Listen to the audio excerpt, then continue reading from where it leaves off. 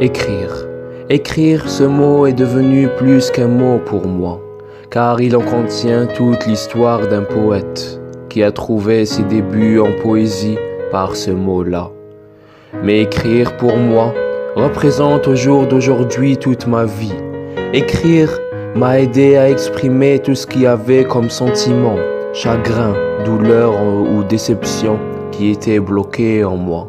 Écrire représente aussi pour moi un refuge pour les secrets les plus profonds qui sont restés jusqu'à présent bien cachés en moi. Écrire, je vois ce mot comme une clé ouvrant grand les portes de mon cœur en explorant à travers chaque écrit que j'écris ce qu'il y a dedans. Écrire veut dire donner une nouvelle chance à la vie et une nouvelle vie à mon âme en rafraîchissant et éclaircissant bien ma pensée. Écrire reste un monument de noblesse, de culture et de sagesse, avec un zeste d'amour et d'émotion. Mais se mettre à écrire, ça veut dire qu'on a déjà connu les malheurs de cette vie. Ça veut dire qu'on a déjà goûté à son goût amer. Ça veut dire que la vie nous a fait déjà beaucoup de surprises, qu'elles soient bonnes ou mauvaises. Et elle nous a fait comprendre qu'elle était difficile et coriace et qu'il faut toujours souffrir.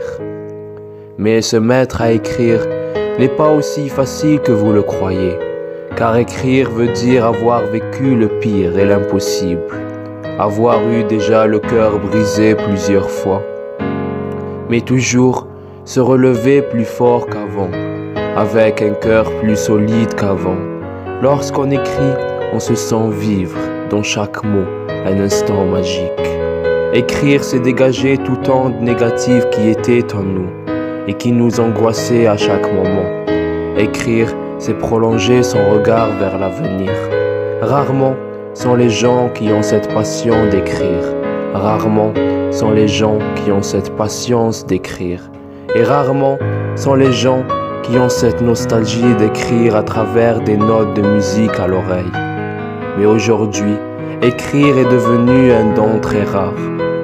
Aujourd'hui, écrire est devenu un mot insignifiant pour beaucoup de gens. Hélas, écrire en 2018 est devenu un mot abandonné. Mais ce dont ils ignorent, c'est que la vie de chacun de nous est écrite. Notre passé, notre présent, notre futur et notre destin, ainsi que notre fin. Tout cela est écrit dans un endroit que personne d'entre nous connaît ou peut arriver, sauf Dieu Tout-Puissant.